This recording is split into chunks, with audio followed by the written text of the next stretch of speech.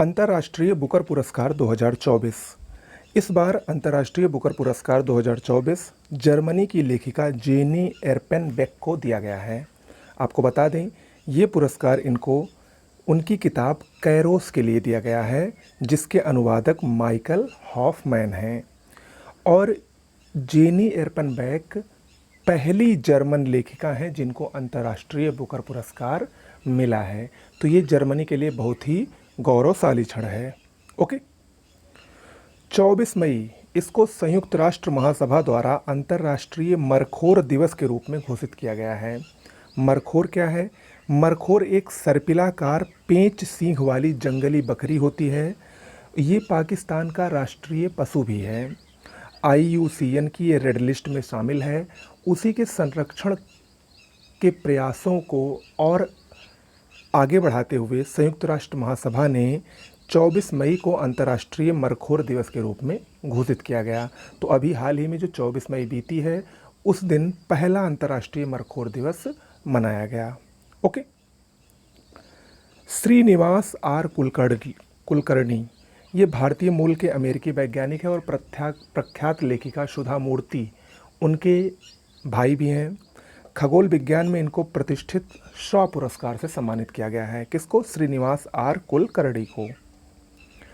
तिरुवनंतपुरम अंतर्राष्ट्रीय हवाई अड्डा, इसने एक ऐतिहासिक उपलब्धि हासिल की है। जीरो वेस्ट टू लैंडफिल का दर्जा पाने वाला ये भारत का पहला हवाई अड्डा बना है। इसने लैंडफिल से लगभग 99.5 यानी 99.5% अपशिष्ट डायवर्जन हासिल किया है। और ऐसा करके इसको भारतीय उद्योग परिसंघ उत्कृष्टता केंद्र द्वारा जीरो वेस्ट टू लैंडफिल का दर्जा दिया गया। किसको? तिरुवनंतपुरम अंतर्राष्ट्रीय हवाई अड्डा को। इम्पोर्टेंट है। फ़िलिस्तीन, आपको पता है फ़िलिस्तीन काफ़ी दिनों से संघर्ष से जूझ रहा है इजराइल के साथ। और अभी हाल ही में फ़िलिस्तीन को 3 यूरोपीय देशों नॉर्वे, आयरलैंड और स्पेन ने राष्ट्र का दर्जा दिया है। राष्ट्र या इसको स्टेट कहते हैं और इसको संवैधानिक भाषा में राष्ट्र नहीं बल्कि राज्य कहा जाता है। तो उसका दर्जा नॉर्वे, आयरलैंड और स्पेन ने फ़िलिस्तीन को हाल ही में प्रदान किया। बाली इंडोनेशिया में स्थित है, चर्चा में है क्योंकि यहाँ पर 10वां विश्व जल मंच आरंभ हुआ। और इस विश्व जल मंच की थीम क्या रखी गई थी? Water for shared prosperity. Okay, कहाँ पर हुआ? इंडोनेशिया के बाली में।